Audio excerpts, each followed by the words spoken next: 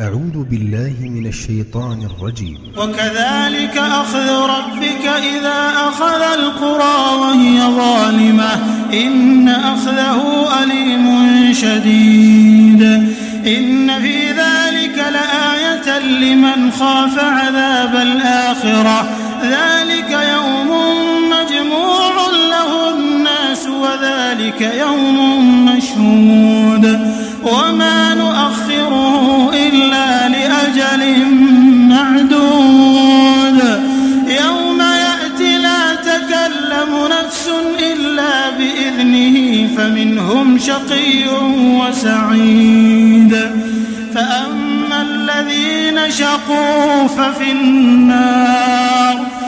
النار لهم فيها زفير وشهيق خالدين فيها ما دامت السماوات والأرض إلا ما شاء ربك إن ربك فعال لما يريد وأما الذين سعدوا ففي الجنة خالدين فيها ما دامت السماوات والأرض خالدين فيها ما دامت السماوات والأرض إلا ما شاء ربك عطاء غير مجذول فلا تك في مرية مما يعبد هؤلاء ما يعبدون إلا كما يعبد آباؤهم من قبل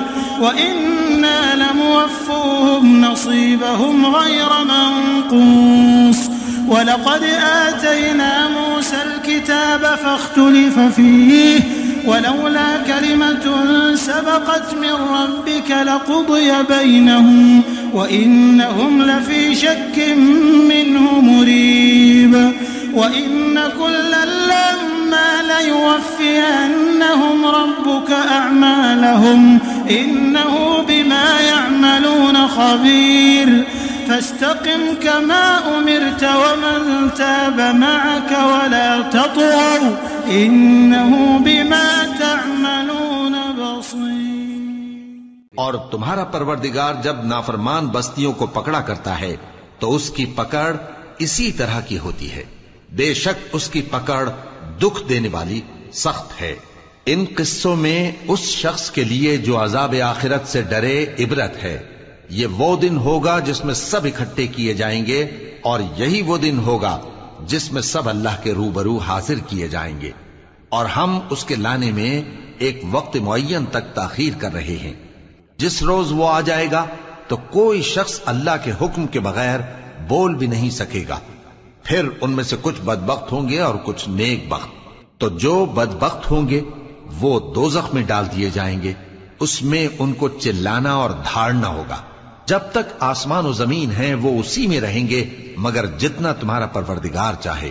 بے شک تمہارا پروردگار جو چاہتا ہے کر دیتا ہے. اور جو نیک بخت ہوں گے وہ بہشت میں داخل کیے جائیں گے اور جب تک آسمان اور زمین ہیں ہمیشہ اسی میں رہیں گے مگر جتنا تمہارا پروردگار چاہے. یہ اللہ کی بخشش ہے جو کبھی منقطع نہیں ہوگی. تو یہ لوگ جو غیر اللہ کی پرستش کرتے ہیں اس سے تم شک میں نہ پڑنا. یہ اسی طرح پرستش کرتے ہیں جس طرح پہلے سے ان کے باپ دادا پرستش کرتے آئے ہیں اور ہم ان کو ان کا حصہ پورا پورا بغیر کچھ کم کیے دینے والے ہیں.